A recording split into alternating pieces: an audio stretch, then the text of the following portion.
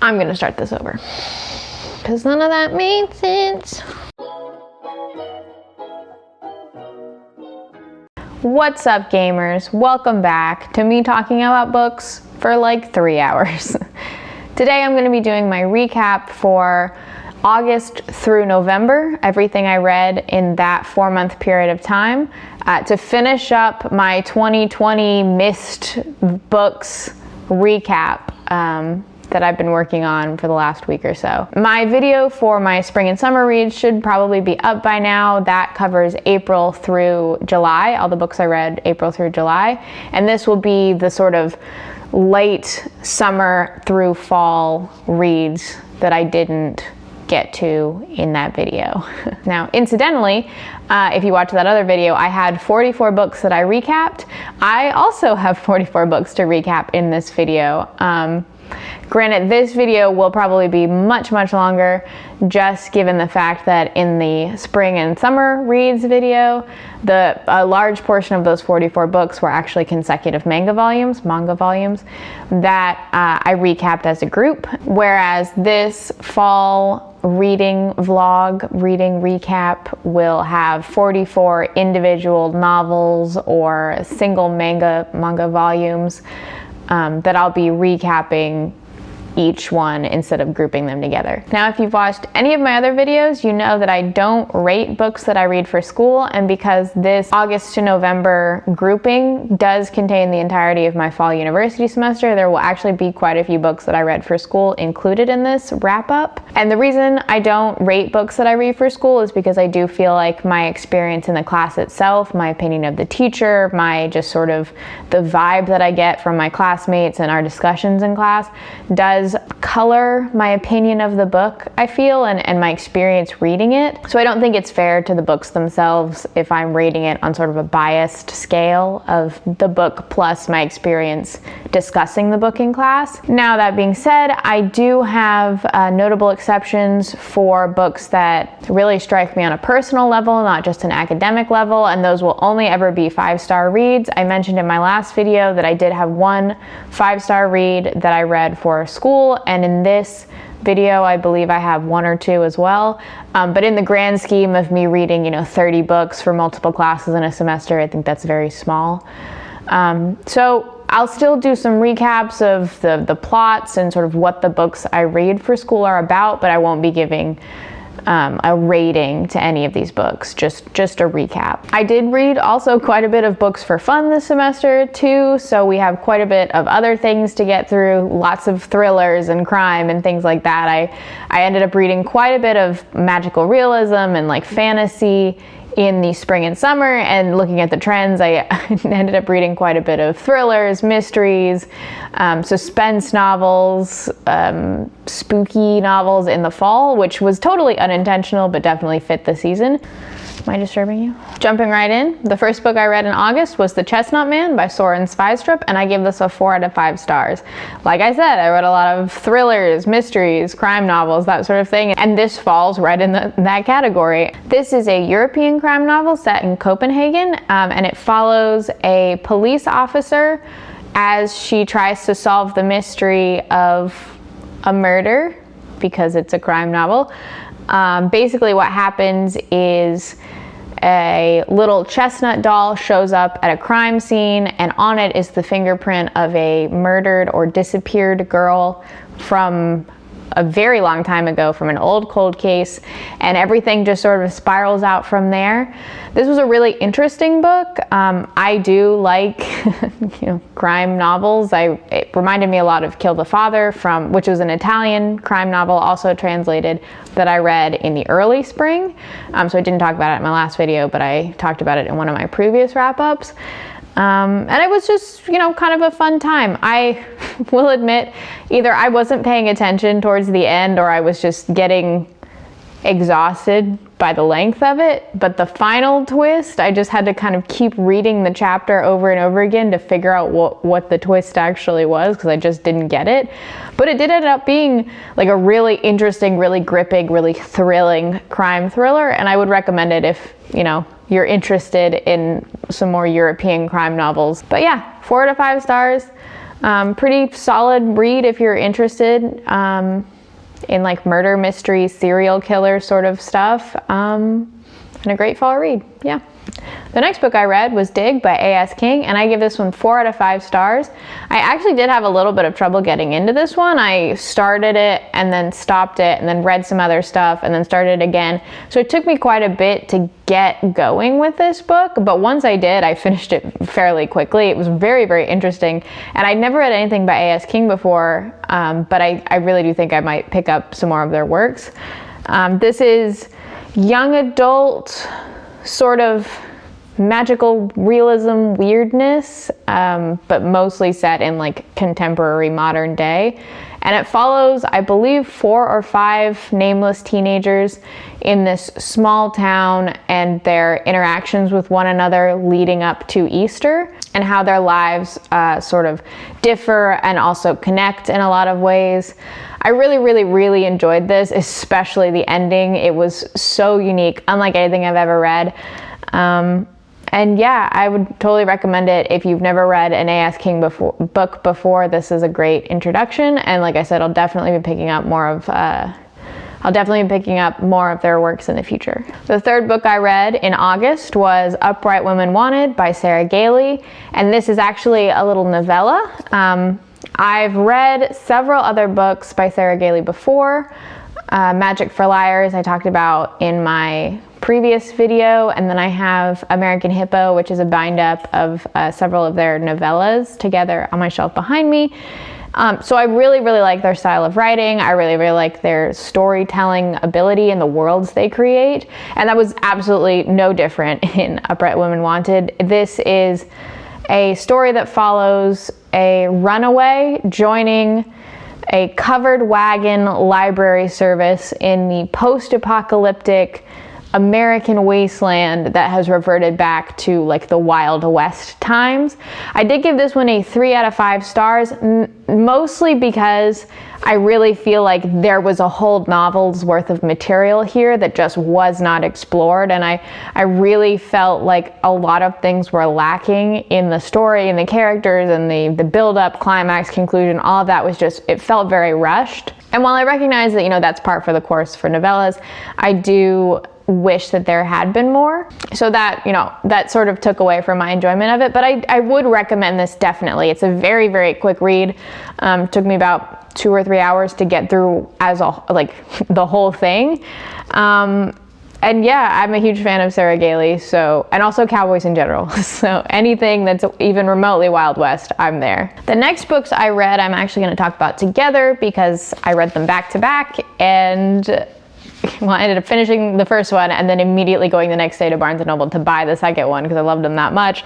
And that was Aurora Rising and Aurora Burning by Amy Kaufman and Jay Kristoff. This is a YA sci-fi, like high sci-fi, they're in space trilogy. The third book's not out yet.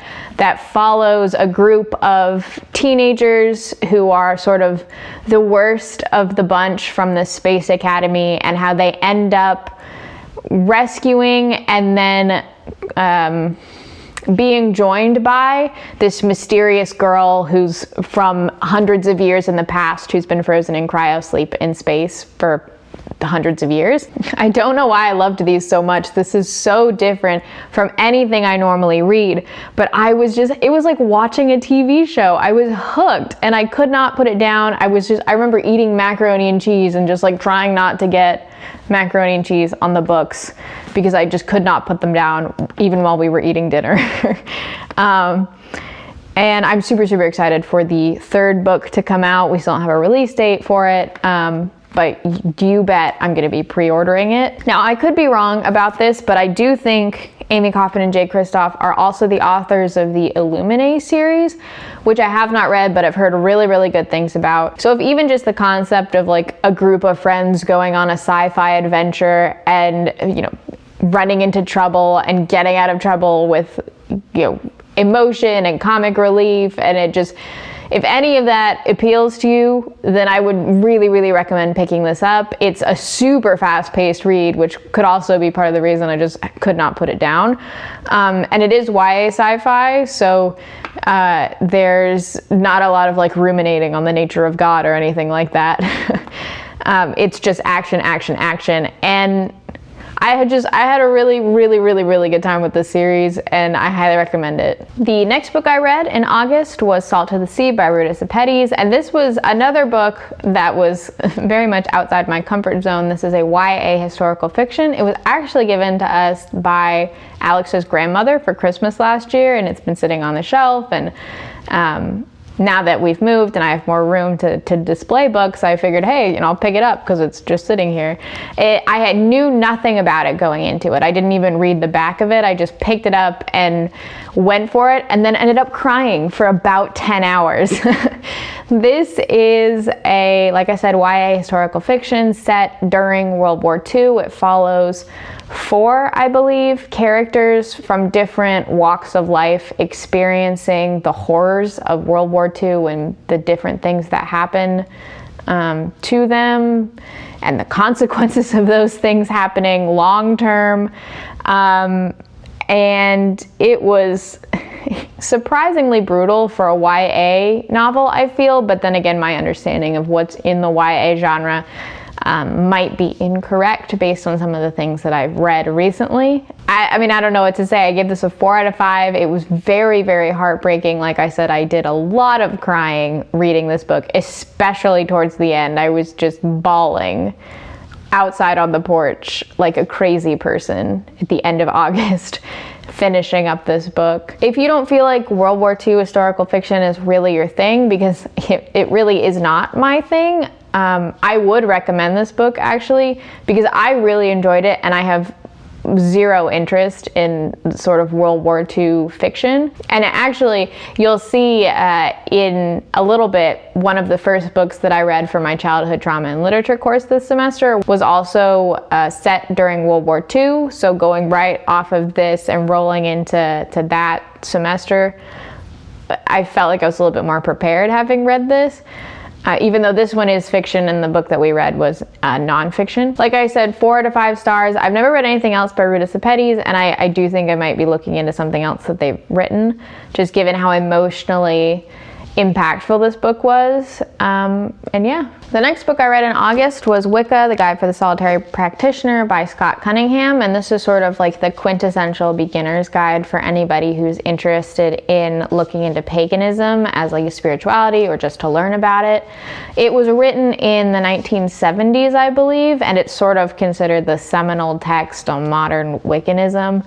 And what's interesting about it is if you read a lot of like older texts written about sort of paganism and pagan spirituality from this same time period, a lot of them feel very antiquated, but this one feels almost like it could have been written in the modern day. It talks a lot about, finding your own path while also providing information for people who might be looking for a more structured way of expressing, their spiritual identity.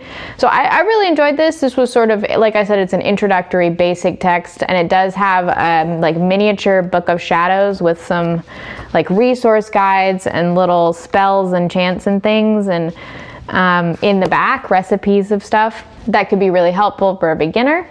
And I do actually have another Scott Cunningham book on my shelf that I haven't read yet, but I'm hoping to pick up either towards the end of 2020 or in the early 2021-ish. But yeah, it was a really interesting read. It's, the classic. It's definitely like a classic book that if you're interested, that you should pick up.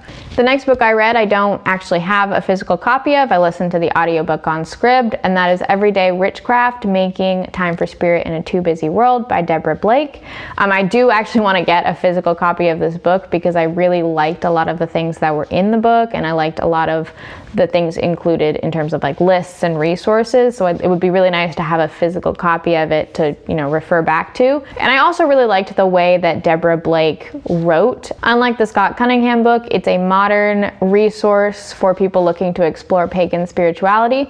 So it's very much choose your own path. Here's some basics to get you started. This is the different ways you can express your spirituality. Here are sort of the basics. And I really, really enjoyed the very accepting way that Deborah Blake talked about young witches and young pagans exploring their path and exploring their craft. I thought it was like a really good beginner resource, and I do want to pick up some of Deborah Blake's more advanced books in the future for sure, just because I really liked the way that she wrote. I did give this one a 3 out of 5 stars. I wasn't really sure how to rate it in the grand scheme of things, because it's not like it's a novel or like a collection of short stories or anything like that. It's just a series of information presented in a very accessible way. So it's good. It's a good book. It's a fine book, and I would definitely recommend it for anybody who's looking to learn more about introductory witchcraft and introductory paganism. What's up, gamers? Editing M here.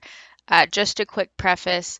I know that this next author, there's been some controversy around them in recent months, or recent weeks, I think, but this video, since it was filmed in early December, none of that really had happened yet, and so I don't really talk about it in this, but I do just want to acknowledge that I'm aware, and that I will not be reading any more of their books in the future because of what's recently happened.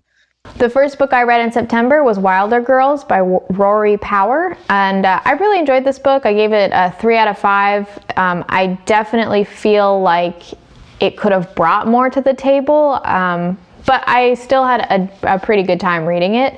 This book is YA sci-fi, I believe, and it's sort of a plague-ish story. It follows a group of girls who are trapped on an island 2 years, I believe, after a plague has hit the boarding school on the island, and they've been completely isolated from the rest of society. And the way that the plague works is it physically mutates the girls into sort of grotesque versions of themselves, and it's very painful, etc., etc. I had heard a lot of really good things about this book, and I also like the fact that the back is blurred by Jeff Vandermeer, who, if you know, is one of my favorite authors. I thought it was a really interesting book about the girls and their relationships to one another, and then how the plague was affecting them, and how, you know, things spiraled out of control in the sort of before time, the time before the book, and how things are spiraling out of control now. But I just feel like it didn't go far enough, and I feel like I'm having this problem with a lot of YA, especially genre YA that I've been reading. I have the same problem with A Good Girl's Guide to Murder. I just don't think that it passed the threshold of grotesque or dark enough for me, where I really wanted something a little bit more. I wanted something more in line with Jeff Vandermeer's sort of surrealist body horror. And I think a lot of what I was looking for just wasn't in this book. I also think some of the relationships between the characters happened very fast, and there wasn't a lot of build up. So it was like a sort of enemies to lovers narrative from the romantic side, and it just was as if a switch had been flipped between these two characters, and it completely took me out of the story. But that being said, it was a 3 out of 5. It was fine. I liked the last quarter, the last third of the book a lot. I thought that was really interesting, but the getting there was kind of a slog. Now in September, my semester started, so I was taking a couple of different English classes, and like I mentioned in the beginning of this video, I read quite a bit for those classes.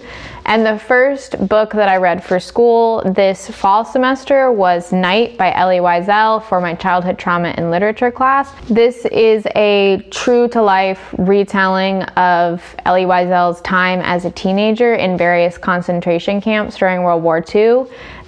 It is short, but it is very, very heartbreaking. The way that Elie Wiesel tells his story is very matter of fact. There's not a lot of emotion in it. It's just him telling what happened. And that sort of distance between the events and the feelings about the events actually makes the book that much more visceral to read. I don't know if I enjoyed this or not. Again, I don't rate books that I read for school, but I think it is one of those books that will stay with you for a very, very long time after you read it. Let's start over because I don't fucking remember what this book is about. The next book I read in September was for my queer literature class, and that was Morris by E.M. Forrester. This is a queer romance set at the turn of the century, written at the turn of the century, about a man, and it follows a man basically from childhood all the way through to adulthood, and sort of details the various relationships he has with other men and with the woman who eventually becomes his wife. And it's a sort of overview of his life, and it's framed as one of the only queer happy ending love stories from this time period.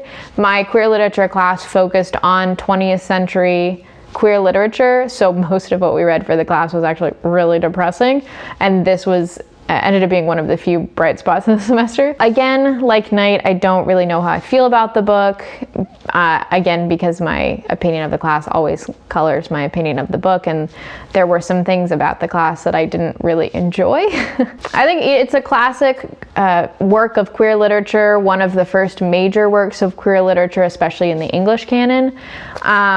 So if you're interested in sort of queer classics, this is definitely one to pick up, but it's not a book that I would necessarily pick up for fun, if that makes sense. Returning to my childhood trauma in literature class, the next book I read was Extremely Loud and Incredibly Close by Jonathan Safran Foer. And this was one of the few books that I've read for school that I did give a rating.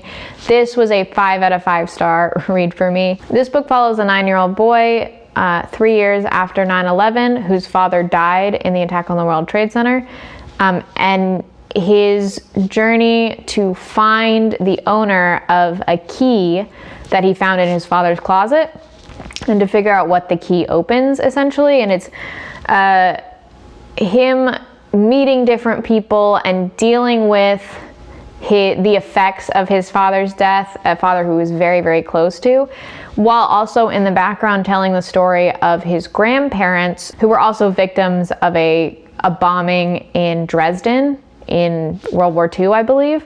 So it's sort of a dual timeline, dual story told partially through letters. It's a very, very interesting book to read, especially if you have the physical copy, because it'll have little pictures in it of things, and then photographs that the main character is taking with his camera.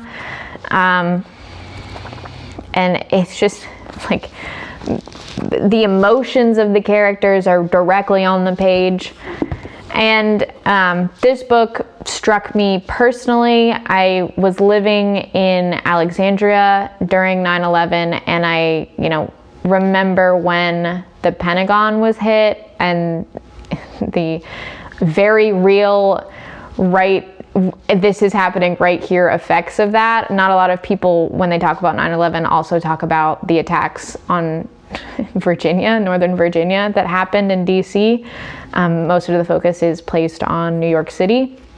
Not discounting the reality of that tragedy either. But I was also very personally affected by 9/11 as a child at the exact same age that the main character in the book was. So I felt a very deep personal connection with the main character, just understanding his thought processes at that age about the tragedy. This book is very, very heartbreaking and heartwarming at the same time. I don't think it strives to say anything about the tragedy itself, but more about the reality of dealing with loss and grief as a child that you don't necessarily understand, which is something that I don't really see often in books. And that could just be my own perspective from someone who doesn't read a lot of adult books focused from children's perspectives.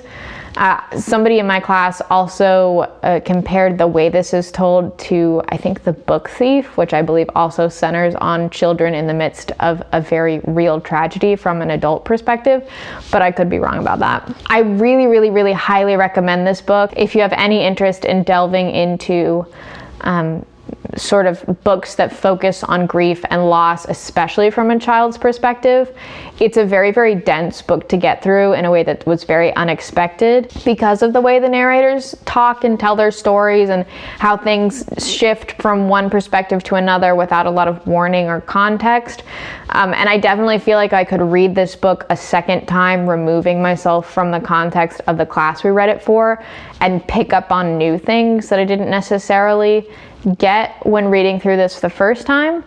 But yeah, this was a really, really, really good book, and I really, I think a lot of people should read it. I don't know. The next book I read was not actually a book at all, but a play, and that was Titus Andronicus by William Shakespeare. I took a Shakespearean tragedies course this year, and had to read a bunch of tragedies, and it was tragic. I have to say, of all of Shakespeare's plays that I read this semester, which amounted to most of my entire experience reading Shakespeare at all, Titus Andronicus was my favorite. It is a lot. It is so over the top and bloody and violent and just tragic that it's borderline funny. Like, it almost crosses the territory into like just absurdity, just ridiculousness of how out there this play was. And if you have no interest in reading the actual physical text, I would recommend actually the Julie Taymor Titus movie, which follows the text pretty much one-to-one, except for like a few lines cut out here and there for time. Otherwise it'd be like 4 hours long. But it does a really good job of just matching the violence of the play with also the just sheer insanity of what's going on in the play with the visuals. Just as a quick overview, and a brief trigger warning, this play does deal heavily with sexual assault and violence against women. So if that's not your thing, then definitely give this one a miss. But it follows basically Titus Andronicus, the title character, who is elected the new emperor of Rome, decides he doesn't want it, and then elects the son of the previous emperor of Rome as the new emperor, like gives away this nomination basically. And a bunch of stuff spirals out of control as a result of him making this choice, because the man who becomes the emperor of Rome, Saturninus, is a total jackass. And throughout the course of the play, a bunch of people die. A bunch of people like get brutally mutilated. There's cannibalism. There's crazy people dressing in costumes, tricking other crazy people into thinking they're gods. There's crazy people pretending they're crazy who aren't actually crazy at all in the first place. This play has everything. Admittedly, I never thought I'd have this much fun with Shakespeare overall, and honestly my experience with Shakespeare's play after this point was pretty lackluster. We started with the good one and everything went downhill from here. But yeah, like I said, if you're not into reading the play from the original text but you still have an interest in getting an often overlooked Shakespearean work, like getting your hands on that, I would recommend the Julie Taymor movie. The next book I read in September was Nightwood by Juna Barnes for my 20th century queer literature course.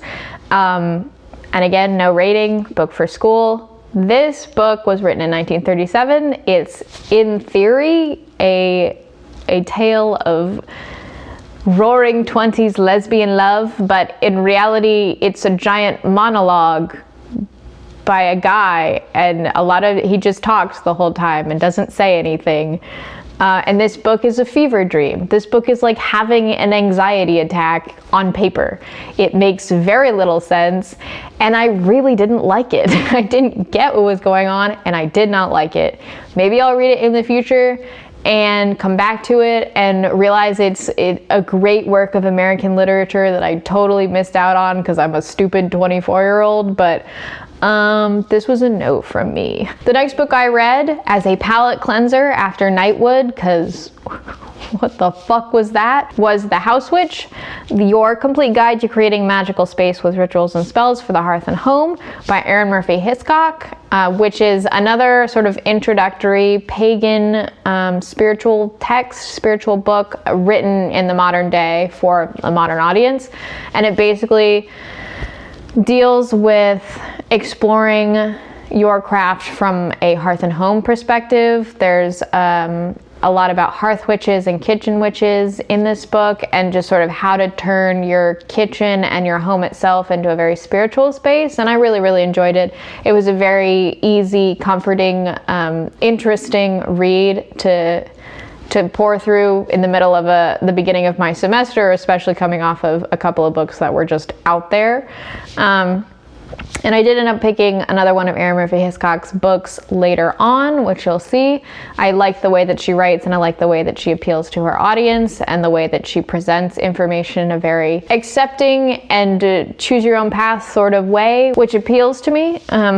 So yeah, this is a fun, quick read with a good overview of a more specified spiritual practice. The next book I read was also for my childhood trauma and literature class, and I've actually already talked about this book in my last video because I also read it for my Asian American literature course over the summer, and that is Everything I Never Told You by Celeste Ng. I'm not going to spend a whole lot of time on this book because I have a lot more of an in-depth review of it in my previous video, but I will say this is the only other book this year that I read for school that I did give a rating. This was a 5 out of 5 stars, and actually think it's one of my favorite books of the year.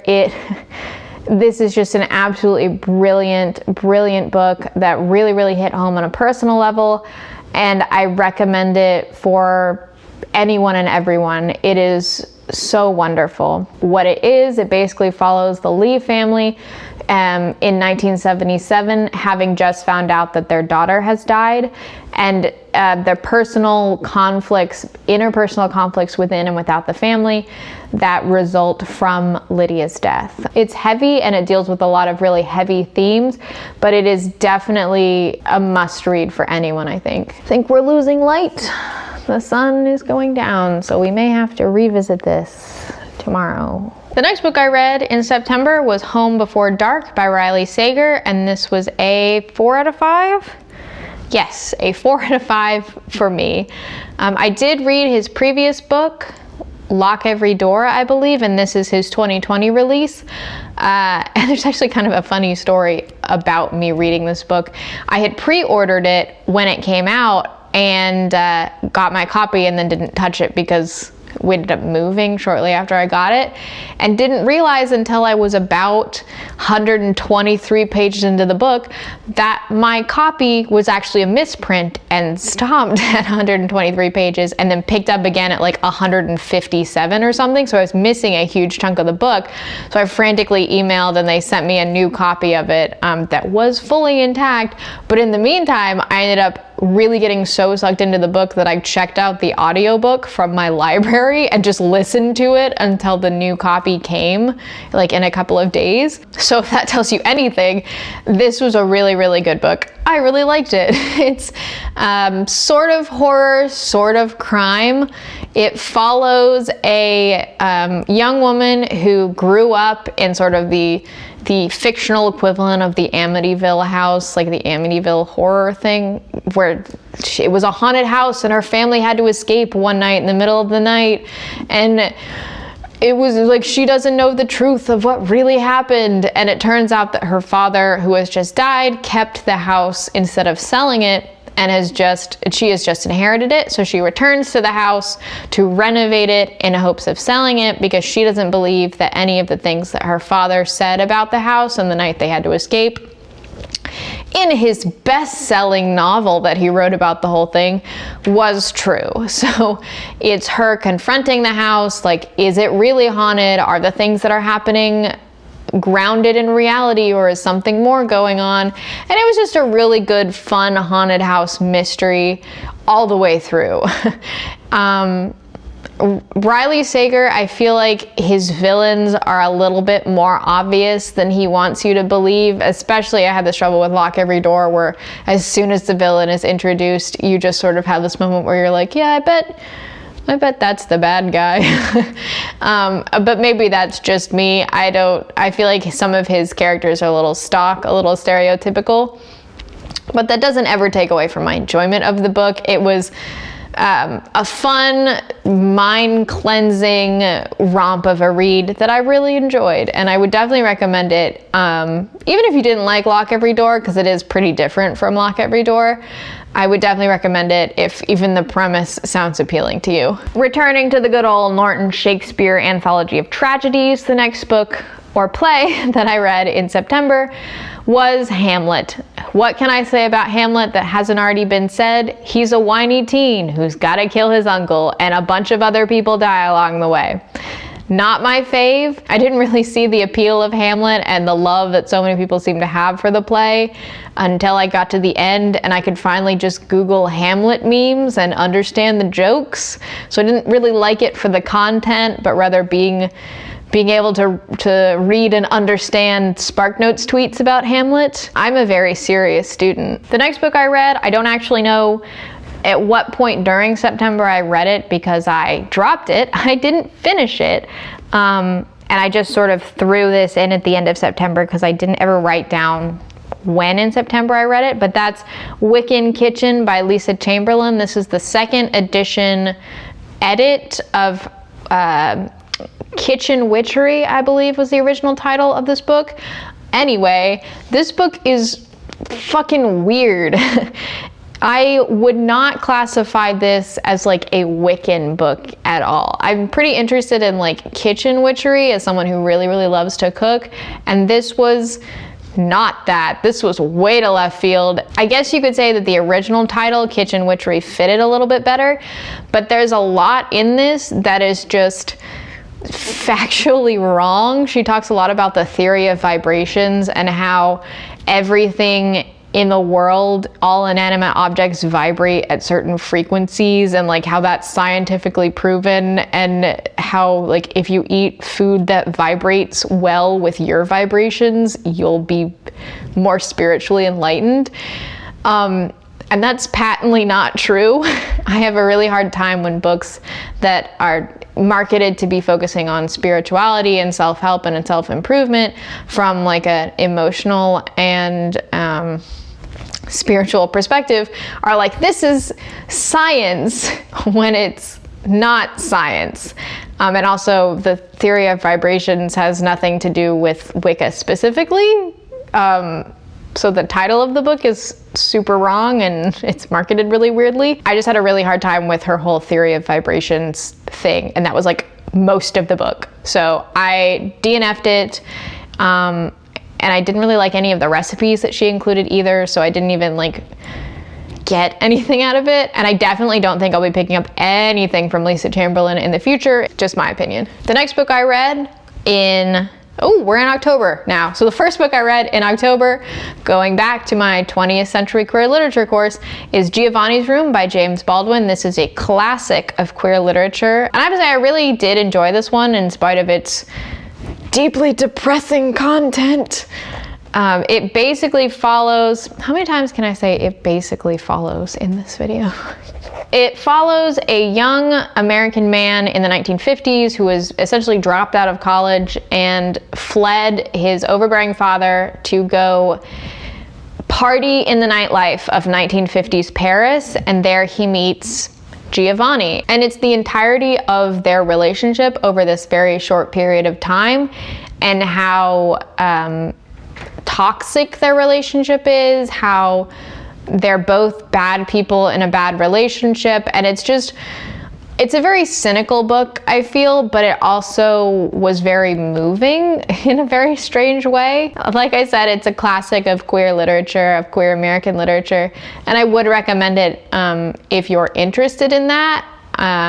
And I probably would suggest this also if you're just looking for some queer literary fiction to read. But if you're looking for something happy and fun, this is not the book. This is not it for you. That being said, I really, really, really liked the way that James Baldwin told the story of Giovanni and the main character. whose name escapes me. So I do think on my own time I might pick up some of James Baldwin's other works, just after giving some time between this book, the class that I read it for, and other things that I'm doing. Yeah, no rating because it was for school, but a really interesting, although very cynical and sad book. The next book I read in October is actually a short story collection, Shadow on the Stairs by Blair Daniels.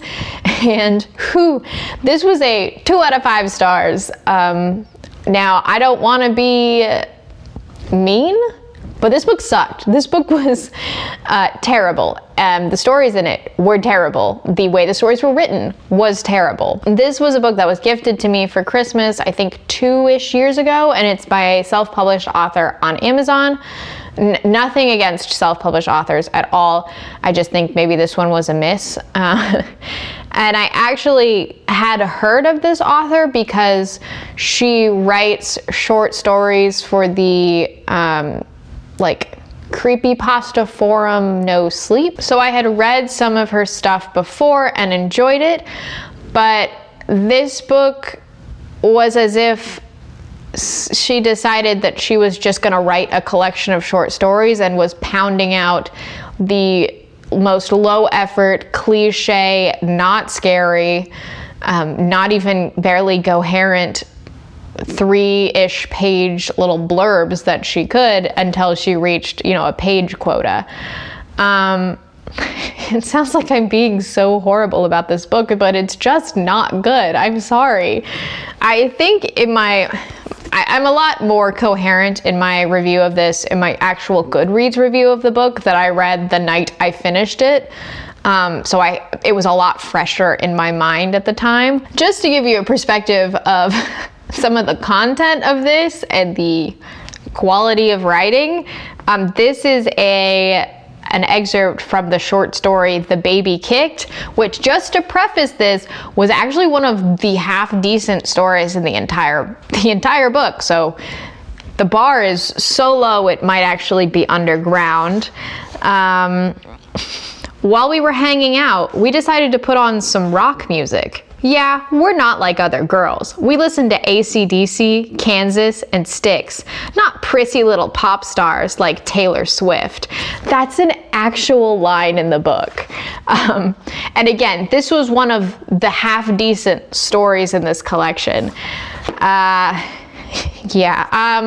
would not recommend this. It was not a great way for me to start off my October spooky book reads. And this was actually one of the few books in this entire year that I gave a rating that low.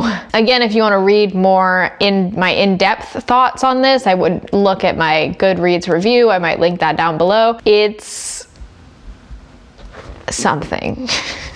The next book I read in October was The Whisper Man by Alex North. This was another European crime novel, like The Chestnut Man, like Kill the Father, like some of the other ones I've read in the past, that follows a police detective hunting a serial killer in a European country, in this case, I believe England. I give this a 4 out of 5 stars.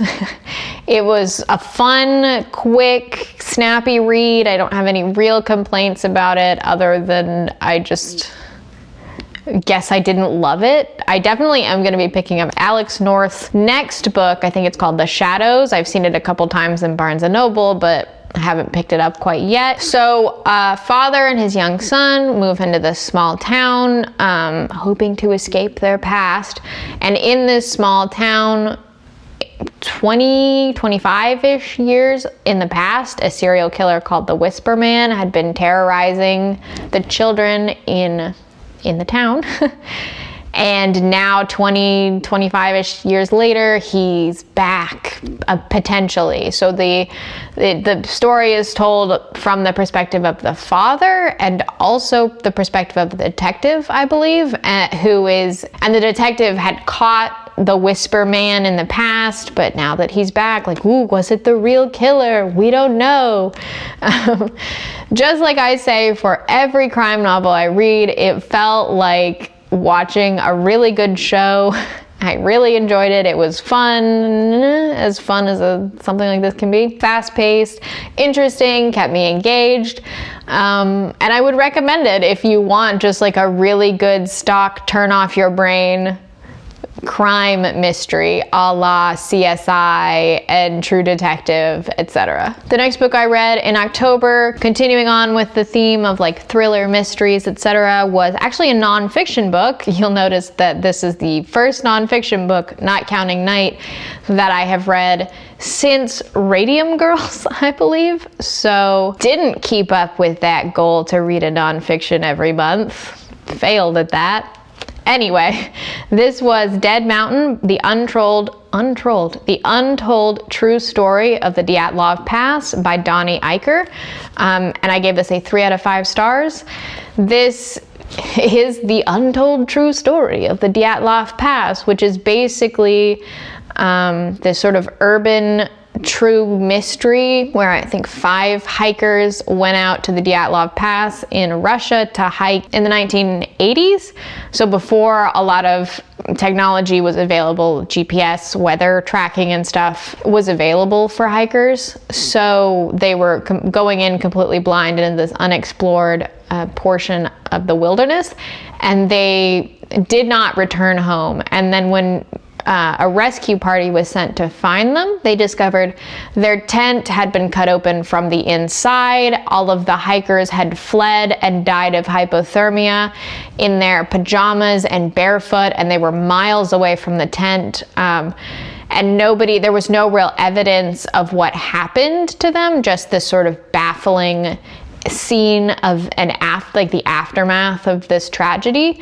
So in modern day, Donnie Eicher becomes obsessed with this mystery and then travels back and forth to Russia to speak with the only quote-unquote survivor, who was a hiker who did not make it to the final Dyatlov Pass destination with them. He left along the way because he had some medical issues, and him discussing with experts what they think happened and trying to piece together the reality of what could have happened to these hikers outside of the usual, it was a Yeti, aliens kind of answer. I thought it was a really interesting read. While I enjoyed this book, I do feel like this was a book more about the author's journey and adventure to do this, to meet people, to fly to Russia, etc., than actually about the hikers themselves, if not just as much about the author.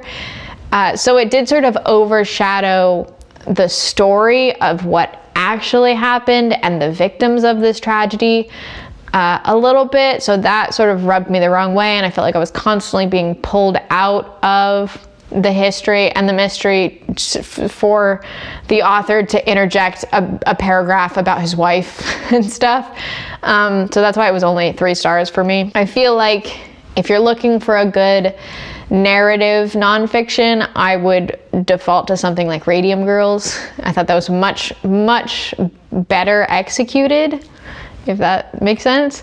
But still, this was an interesting book. The conclusion that the author comes to about what happened to these hikers was not one that I had ever heard before, because I did know about the Dyatlov Pass before this, which is why I picked up the book.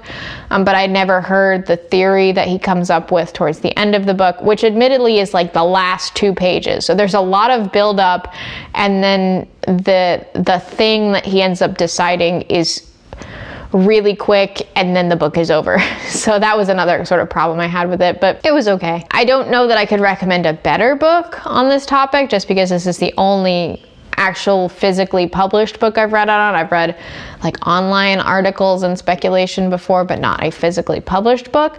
But I might think that there might be some other literature that I would look into about this. Just my opinion, though. It felt a lot more like a book about the author than about the Dyatlov Pass hikers. I need to drink water. Drink some water. Still in October, we return to the Old Faithful, my Norton anthology. Next, I read Othello for my Shakespearean Tragedies class. A classic. What can I say? Didn't love it, didn't like it. Not a fan personally. I think Desdemona was robbed and Iago's a little bit of a bitch.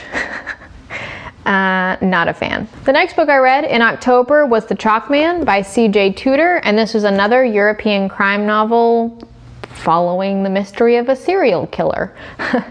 I gave this one a 3 out of 5 stars. Now, as a caveat, I did originally give this 4 out of 5 stars, but as I sat with it and thought about it, I demoted it a star because I really...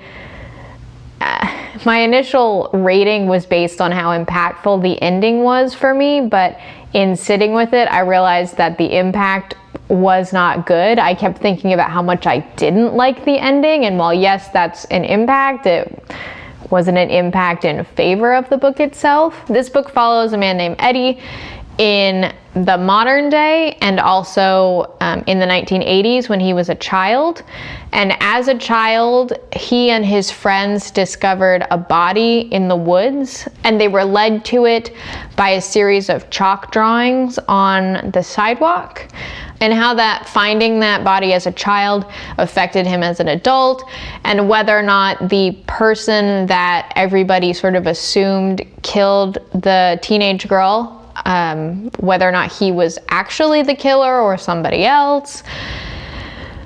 So it's the main character as an adult revisiting what he and his friends went through as children, and also the story of them as children leading up to them discovering the body of the teenage girl. So in premise, it sounds really, really interesting. In execution, this was the most cynical, edgy teenager sort of way to tell a serial killer novel. I think this was C.J. Tudor's debut book, so I don't know if I can fault her for a lot of the melodrama so much, but I just didn't like it.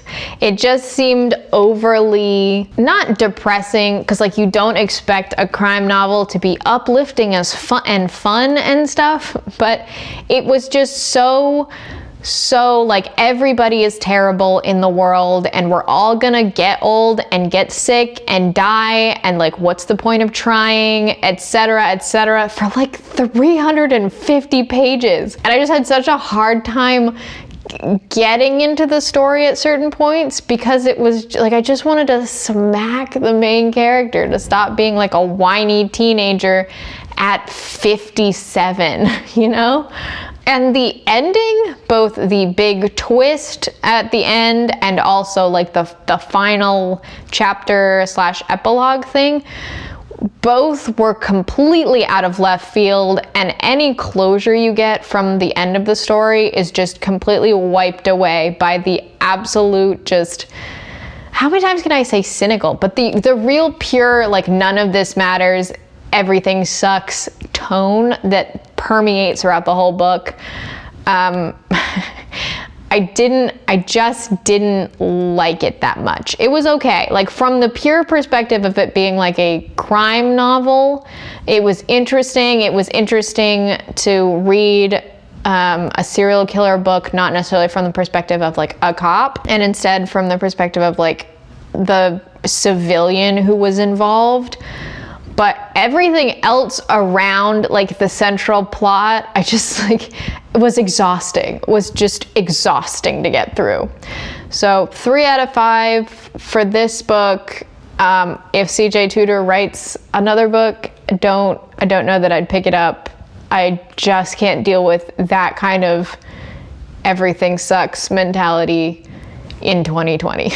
The next book I read in October was for my 20th Century Queer Literature course, and that was A Single Man by Christopher Isherwood. This is set in the 1960s, so we're moving up. We've gone from like turn of the century all the way to like mid 20th century at this point. And this is another sort of classic American queer lit book. I think it actually was made into a movie somewhat recently starring Colin Firth, but the movie's super different from the book. Don't watch that. Anyway, the book follows a single man named George who he's middle-aged, so he's an older man, which is actually something refreshing you don't really see a lot of in queer literature. But his long-term partner has recently passed away, and it's just, the entire book is a 24-hour day of his coming to terms with and dealing with his husband basically having died tragically and unexpectedly, and his personal relationships with his neighbors, with his friends, with his co-workers, just different people he meets. What's interesting about it is that you don't really think that like you can have a full character arc in a 24-hour narrative, but the main character, George, does go through an entire character arc in a day, but not in like a very unrealistic way, in a very natural way. It is a somewhat cynical, but also somewhat uplifting book. It was very interesting. I actually ended up reading it twice back to back in the same span of time, so it's not going to be on this list again in this video, because I read it and then I was like, what? And then I had to read it again, and it's very short, so it like isn't, and especially this copy, like there's not a lot on each page, so it's just a couple of hours to get through. But I don't really know how I feel about this book because I did read it for school, but I think objectively it's well written, it's a good book. I would recommend it, again, if you're into reading more classic like queer lit, like 20th century classic queer lit. And all of these books for this class, just to clarify, are written in the time period in which they're set, not modern day authors writing about characters in these times. So some of the things that characters say in the books and some of the way that people react to the characters in the books are very true to those times, especially some of the things that George thinks in this book. You're just like, wait, what? I was like, oh, okay. But yeah, it's interesting. Again, it's a quick read. You could probably get through this in an afternoon if you have any curiosity at all. Like I said, it was made into a movie, but I would not recommend the movie. I did watch it for the class, and it is very different from the book, and some of the tonal and content changes they made to the story itself completely takes away from a lot of the original intent of the book. So I would definitely pick this little quick read. You might almost be able to call it a novella, actually. It's only 186 pages long. So maybe it is a novella, actually. Again, very quick read, but definitely worth it if you have any interest in it. The next book I read in October was for my childhood trauma in literature class, and that was The God of Small Things by Arundhati Roy. This was actually the Booker Prize winner for the year it was published. I believe 2009 or 2008.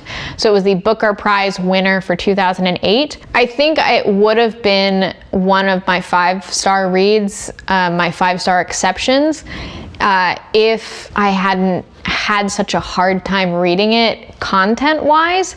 It's a very, very, very dark book, and a very, very hard book to read. I actually had to stop reading it several times and step away and just like watch some YouTube videos or something, because it became something that was affecting me, especially in the year that we've had. It's set in India in the 1960s and also the 1990s. So it's dual timelines, sort of, but it follows two twins, Esther and Rahel, during the 2-week period when their cousin comes to visit them, their cousin who's the same age as them, I believe 9, comes to visit them from England, and at some point during that 2-week period, she dies. That's not a spoiler, that's in the very first chapter of the book. And in fact, the first chapter of the book explains everything that happens out of order. So you sort of go through having to piece together what happens to, like, how the things that happen to these characters actually come about, knowing the end consequences of all of these tragedies. It is phenomenally written. It is absolutely beautiful. There is so much to unpack from this book, and I'm really, really glad I had the opportunity to read this in class with a professor who specialized in Indian literature, because there just was so much to unpack from it. And there are things in it that are repeated throughout the book that you'll read them and you'll be like, oh my God. And then you'll go on and then that line will come up again and it'll hit you again. It's very much literary fiction for sure. And there's actually a lot of violence in it. So this is a book that has quite a few trigger warnings for it.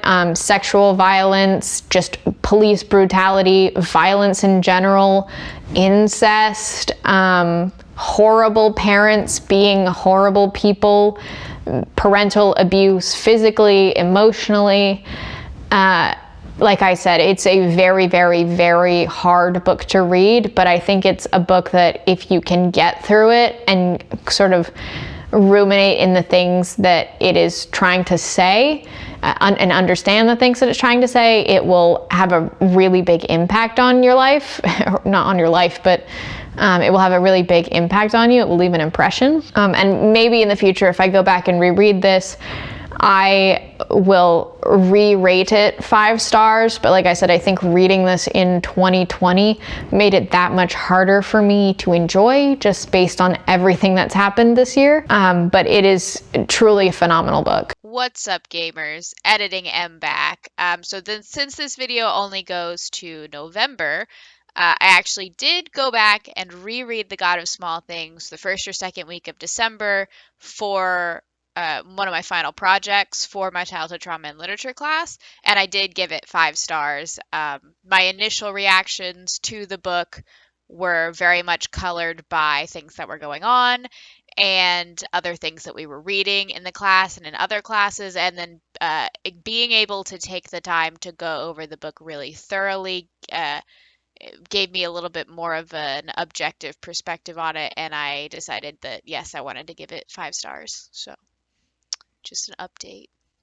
The next book I read in October was returning to my 20th Century Queer Literature class, A Visitation of Spirits by Randall Keenan.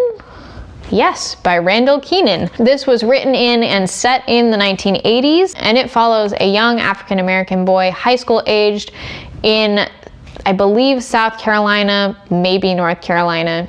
Don't quote me on that. This was sort of a hard book to read. And his sort of internalized struggle with realizing that he's gay and coming from a long line of preachers in this small town and having to live up to all of these expectations to becoming a preacher, basically, as like the next in line in his family.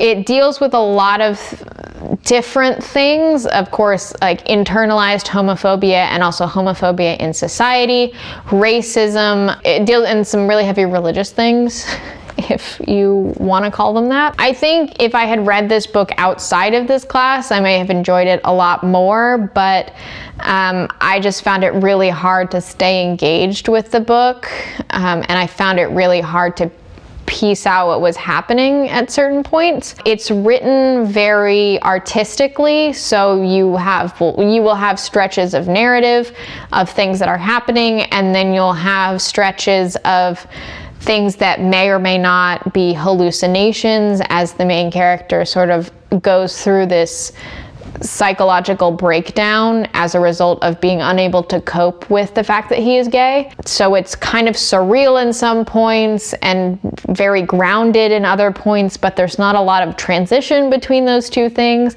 And then you'll have sections that are written like a play where the dialogue is like boom, character, boom, character, boom, character, or character, dialogue, character, dialogue, character, dialogue. And then you have other parts that are directly addressed to the reader as like you, which I'm a fan of as a stylistic choice, but it just was kind of jarring in the context of all these other stylistic choices that the author made. I think like most other books that I read this semester that I feel like I had the potential to enjoy but didn't, I might read this in the future and get more out of it, because it seems like a book that covers a lot of topics that I would really be interested in, especially a lot of the religious questions and the religious conversations that happen in the book.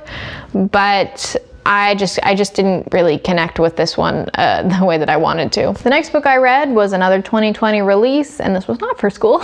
And this was My Calamity Jane by the Lady Janies, Cynthia Hand, Brody Ashton, and Jody Meadows. This is the third book in the Lady Janies series. The first two books I read at various points in this year, and you've seen me talk about them in other various wrap-up throughout the year. The first one being My Lady Jane, the second one being My Plain Jane, and then this third one focusing on Calamity Jane and Annie Oakley. So the whole series basically deals with these magical realism retellings of historical figures, historical Janes.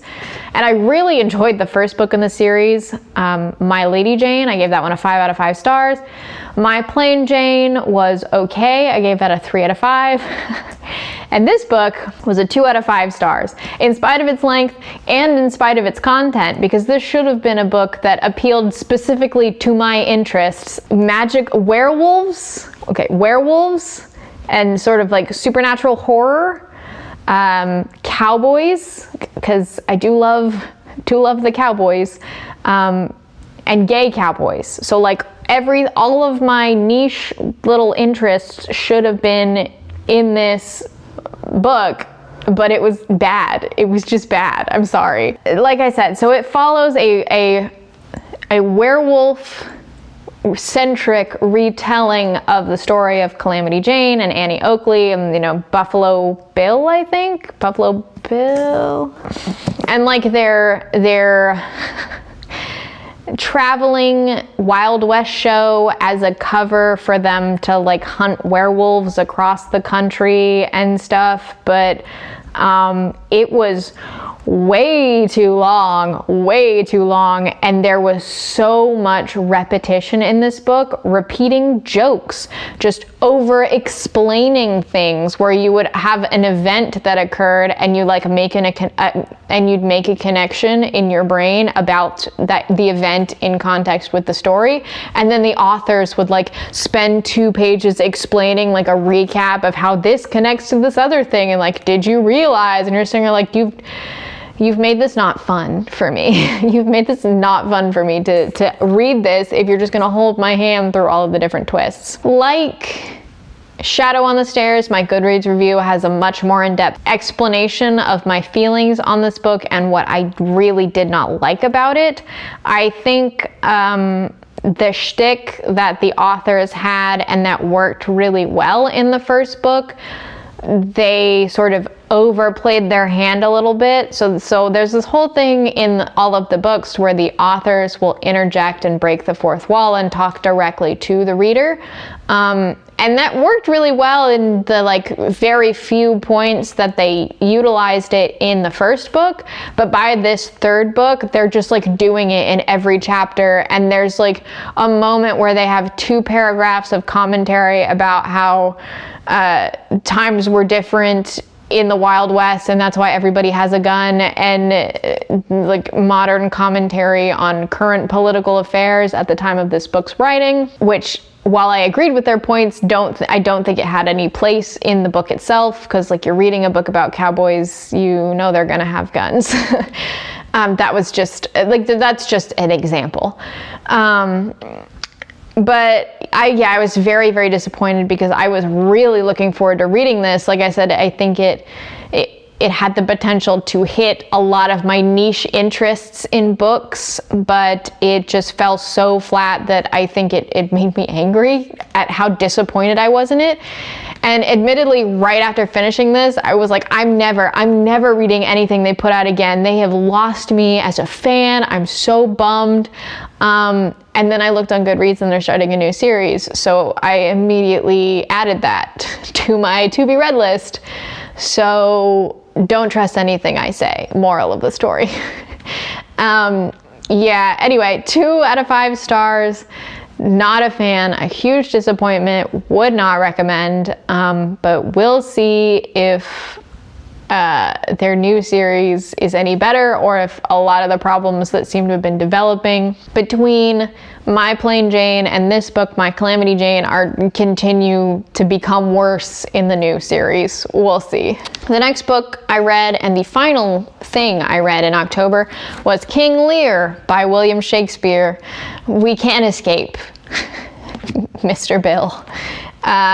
King Lear was a play I didn't really know anything about going into this class, and coming out of this class, I don't feel like I know a lot about it either.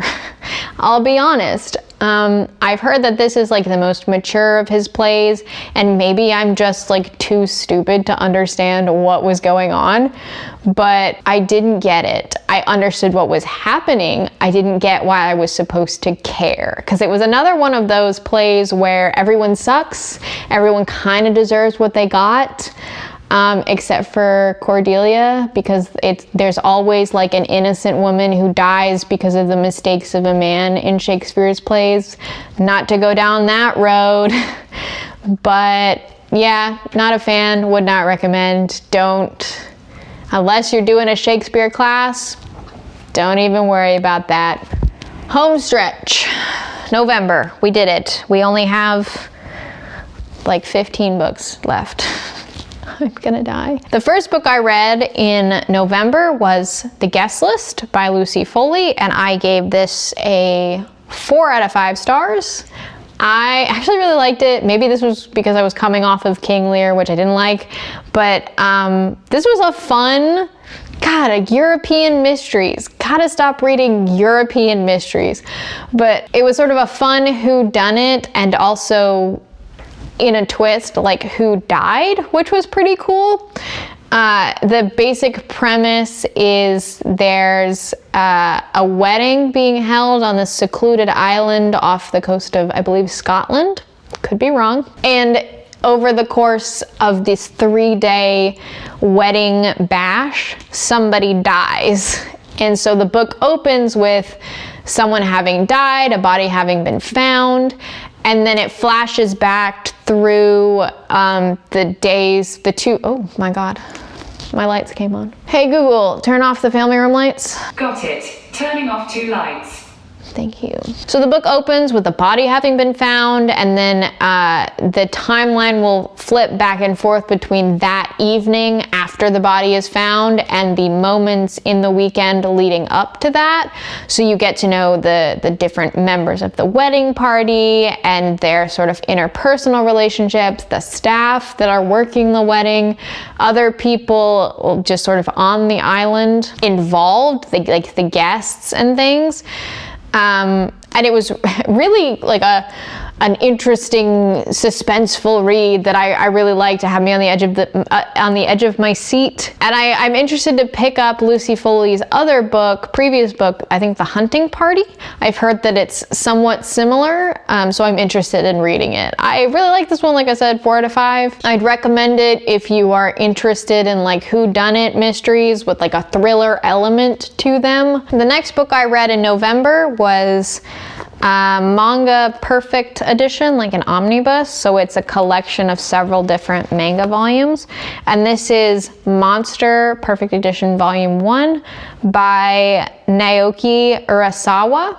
This is sort of a classic thriller manga that deals with a surgeon who becomes disillusioned with the corporate nature of the medical industry and chooses to save the life of a child instead of saving the life of a politician, and the consequences that result from that. So because this is just the first couple of volumes, this is essentially like the prologue to the main story, from my understanding. I've never read this before or seen the anime, but it's basically his journey as this young, optimistic and idealistic doctor, and then right towards the end there's a time skip and he's much older. So I'm thinking the rest of the series will be him as an older man dealing with the consequences of his decision. I will say, if you are going to pick this up, do not read the synopsis for, at the very least, the first volume, because the first perfect edition, because and I didn't realize this because, again, I didn't read the synopsis on the book itself. I just knew about the series. It does spoil like the mid-book twist on the back, which I think is a little weird, but okay, Viz. This was surprisingly dark. I think this is a seinen manga, so it's geared towards like adults.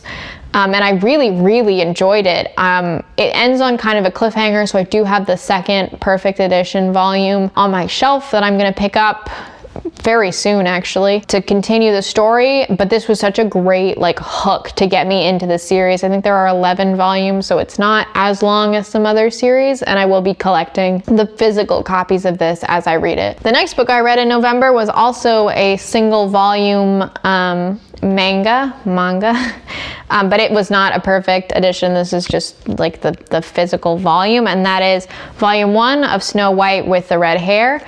Now, this series I actually have watched the anime for maybe 4 or 5 times. It's like the ultimate feel-good series for me that I like to watch if I'm stressed during exams or if I'm sick or things like that. So I know a lot of the beginning story elements, but knowing that the manga continues far beyond what the anime covers, I really wanted to like get into it and read it. And I ended up reading volume 1 during, I think this was midterms or just after midterms, so I still got that sort of feel-good experience of reading it. This is a shoujo romance manga, which is totally outside the kind of thing that I normally read.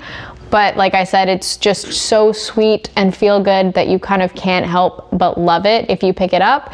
It deals with Shirayuki, the main character, who has bright red hair, and she escapes her home kingdom and crosses the border after the prince of her home kingdom tries to kidnap her and force her into becoming his concubine. And after fleeing her home, she meets the prince of another country who is the polar opposite of Raj, the prince of her home country, and they sort of have this relationship that develops as a result. One of the things I really love about this series, other than the fact that it's like pure feel good and no conflict results from like shitty miscommunication like I feel like you see in a lot of romance novels, is that Shirayuki is very much like her own independent heroine, her own independent protagonist. Her whole thing, the whole plot of the series is that she just doesn't want to ride on the coattails of being the prince's friend. She wants to work her way up into becoming a member of court. And because she is an herbalist, a doctor, she goes on this journey to become an official court herbalist in the new kingdom. So it's her learning medicine, learning herbs, and also having this friendship with the prince and like other side characters. And it's really sweet. It's super feel good. I really love it. I've already read the second volume that I have. And there are scenes in the manga that are not included in the anime, so that was like a really nice, refreshing surprise. And I do plan to continue on collecting this in physical editions so that I can go back and read it when I need to pick me up. The next book I read, returning to my 20th Century Queer Literature course, was Stone Butch Blues by Leslie Feinberg. This is considered the seminal trans novel. This is the defining work, the original work of trans literature, and it actually is not available to purchase in stores anymore. Upon their death, Leslie Feinberg bought the rights to their book back and made it free to access on their website as, you know, one of their sort of last acts. So this physical copy that I have is actually a bound at cost print edition that you can buy through the website, and this is the 20th anniversary edition, I believe. And this is a fictional story that has some very one-to-one elements to Leslie Feinberg's own life. It details the life of Jess, who is assigned female at birth, and then as they grow up, they struggle with their gender identity and live as a man for a while, and then eventually come to terms with the fact that maybe they don't fit in the binary towards the end of the novel itself. Not to spoil, but I will say it is deeply graphic in some of the violence that Jess goes through during their life. There are some very graphic scenes of sexual assault and violence, and there is, most, if not all of the book centers around dysphoria and discovering gender identity and wrestling with gender identity.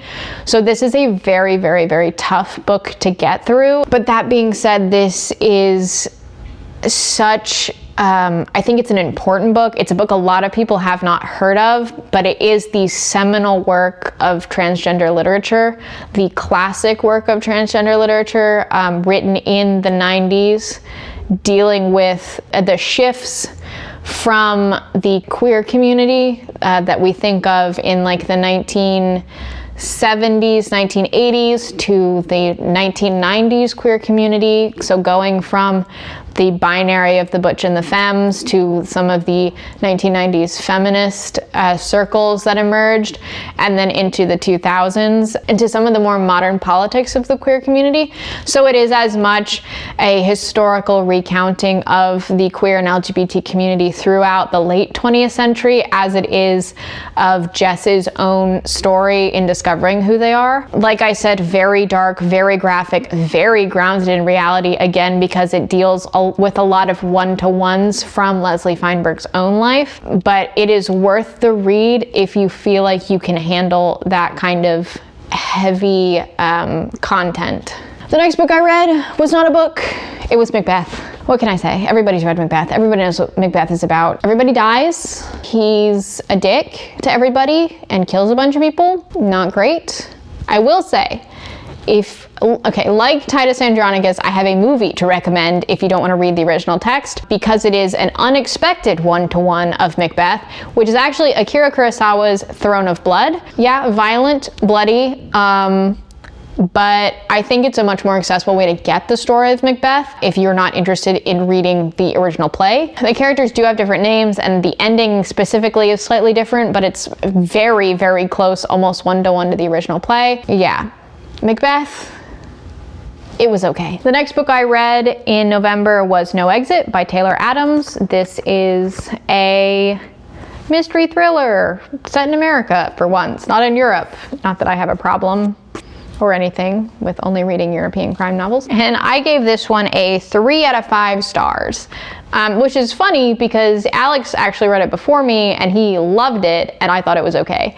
I thought it dragged on a little bit too long personally. And there was some kind of graphic scenes that I just I didn't like that. I'm squeamish, I'm a child. This book all takes place over the course of a single night, and it follows a young woman who is driving home for Christmas, I believe, after getting a call that her mom has been admitted to the hospital with cancer, and she gets snowed in at a highway rest stop overnight, and they can't get plows out to rescue her and the other people trapped in this highway rest stop. On the way out to try to find cell service, she looks in the back of one of the cars in the parking lot and discovers that there is a small child being kept in a dog cage in the back of the car. So the whole book is her trying to figure out who has kidnapped this child, why they have kidnapped this child, and then subsequently attempting to free the child and also not die. It was really interesting. It was extremely fast paced. I don't think I've ever read a book that is just boom, boom, boom, boom, boom. Stuff is happening. People are going crazy. There's things and violence and there's mystery, and now we know the answer to that mystery, but there's another twist, surprise. But it did sort of drag a little bit. I feel like I almost got worn out. I needed a break. I needed to breathe halfway through this, and the book didn't give me a chance to do so. But that being said, it was a really good, fun, cheap read, emotionally engaging, or well, not emotionally engaging, but just interesting, fun, but it was okay. It was okay. The next book I read was from my childhood trauma and literature class, and this was Blood by Sunil Gangotpadhyay. I probably butchered that, but that's the best I can do. I did not enjoy this book. I felt that the main character was unredeemable and unnecessarily awful. It is set in England and India, so the main character goes back and forth between the two countries and follows a man whose father and uncle were both brutalized during the English occupation of India and the subsequent fight for independence, and he meets a woman in England and has a short fling with her, who it turns out her father was the man who killed his father, and it's sort of him dealing with that and also being just a terrible person along the way. It's a very cynical novel. That seemed to be the theme for a lot of the school books I read this year, and I just don't think the circumstances of his family's past justified the way that he behaved to other people, but that could just be my opinion, even though everybody else in our class had the same opinion. I would not recommend this book, although it is a Bengali classic, so if you're interested in sort of classic or modern classic Indian literature, this is one to pick up. It was recently translated in 2020, I believe, but it didn't do it for me. The next book I read in October was Annihilation by Jeff Vandermeer, and I loved this book. This was a 4 out of 5 star for me, and I was just hooked. I read this in a single sitting, and I am already on the 3rd book in the trilogy. I'm actually currently reading Acceptance right now. It has solidified my love of Jeff Vandermeer and his style of writing, even though I've had some ups and downs with some of his previous books, see Dead Astronauts, but whatever. This book follows the biologist, a nameless main character who is sent in with a team of women to explore Area X, this quarantined, quote-unquote, ecological disaster zone in southern Florida that has been sealed off by the military, and the strange phenomena that occur inside Area X, as previous expeditions have either not come back at all or come back changed, and how the biologist, like what her motivations for joining this expedition into Area X are, and what the motivations of the other characters are, the mystery of Area X itself, and what she encounters within Area X. It is in true Jeff Vandermeer style, very surreal, very odd. It is ecological horror. That is the genre of this series, and actually most of Jeff Vandermeer's work falls into the genre of ecological horror. So it's very much the horror of corrupted nature, the horror of like toxic biology as it grows unchecked under the influence of this mysterious phenomena surrounding Area X.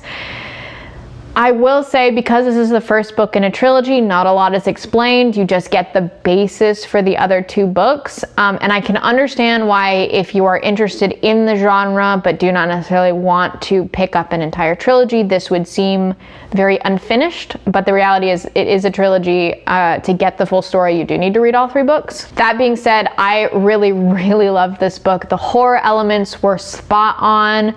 The sort of strange inner monologue of discussing what is happening and why it's happening, and then the relationship of those questions to larger questions about life really appealed to me.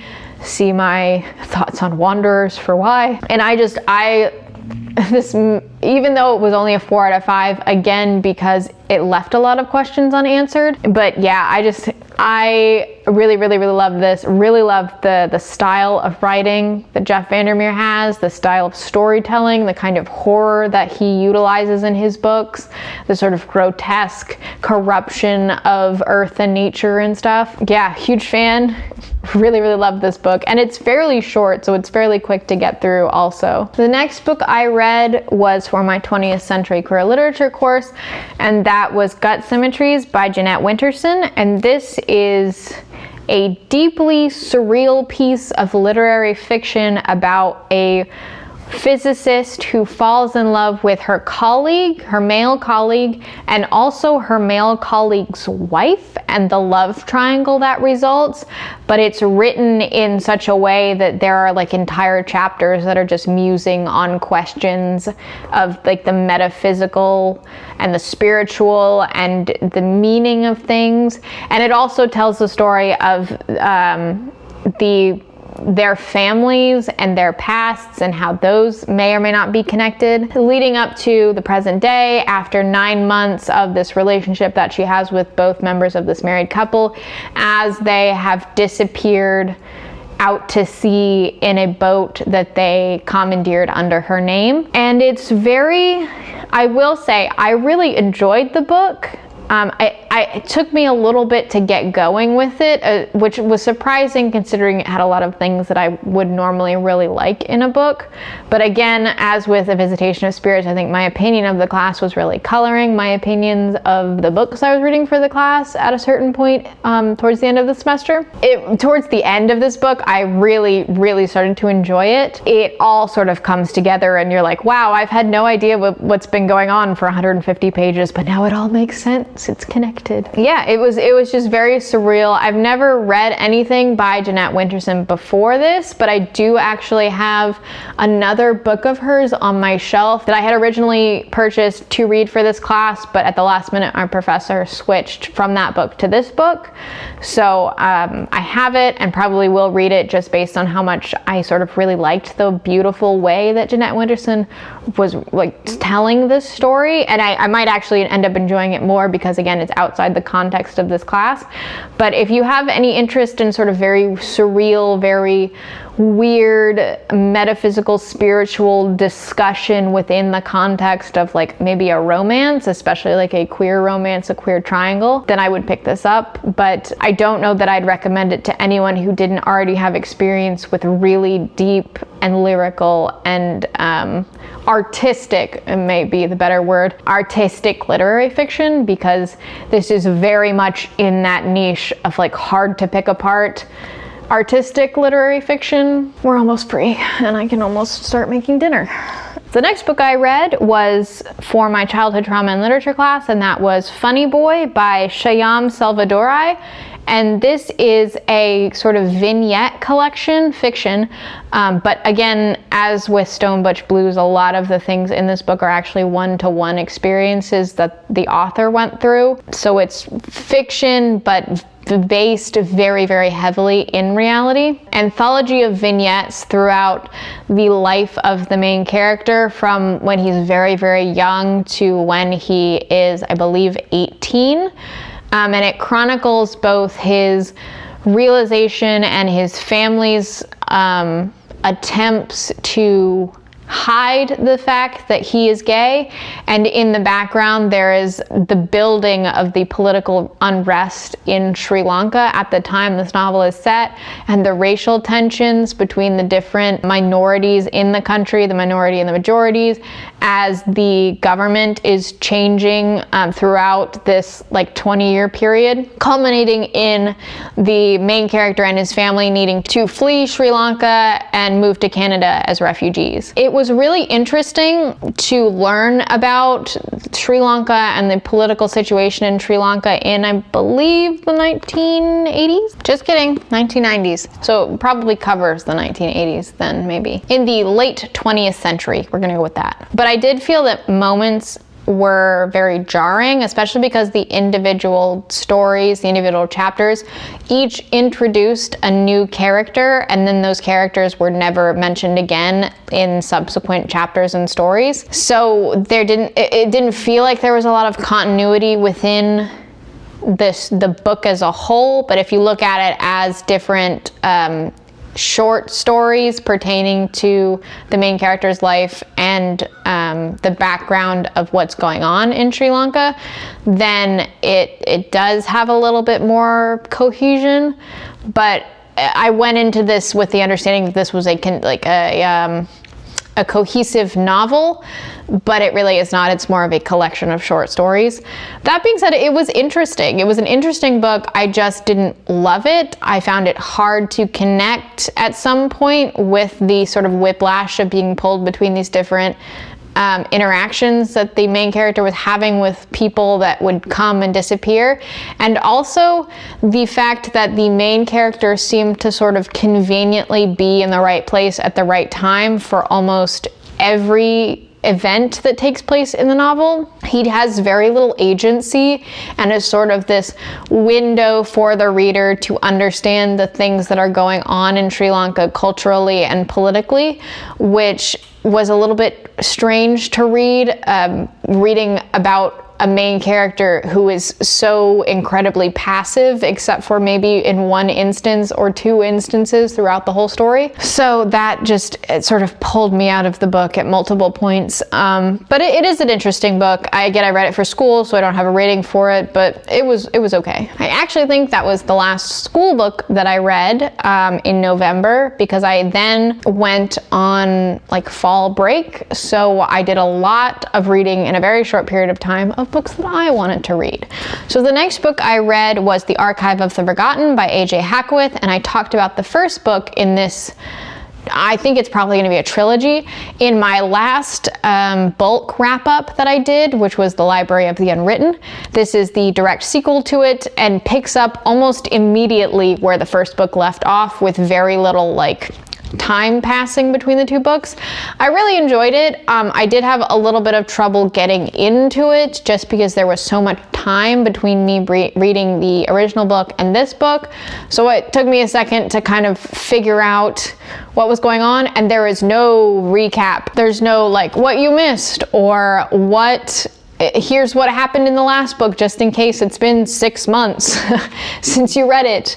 But that being said, I really did enjoy it. It really kicked off. It focused less on the main character from the original book, from the first book in the series, and more on some of the side characters, which I really enjoyed because I really liked the dynamic that the side characters had. I think the mystery of the book was sort of dragging on a little bit too long, and that the resolution to the mystery sort of came about in like the last 2 or 3 pages, which made it the resolution very jarring. So most of this book and most of my enjoyment about this book came from just the characters themselves, not necessarily the plot, whereas I feel like the first book, the plot was much more the driving force behind my enjoyment of the story. So that was interesting. It was sort of interesting to have the story go from very plot driven to very character driven.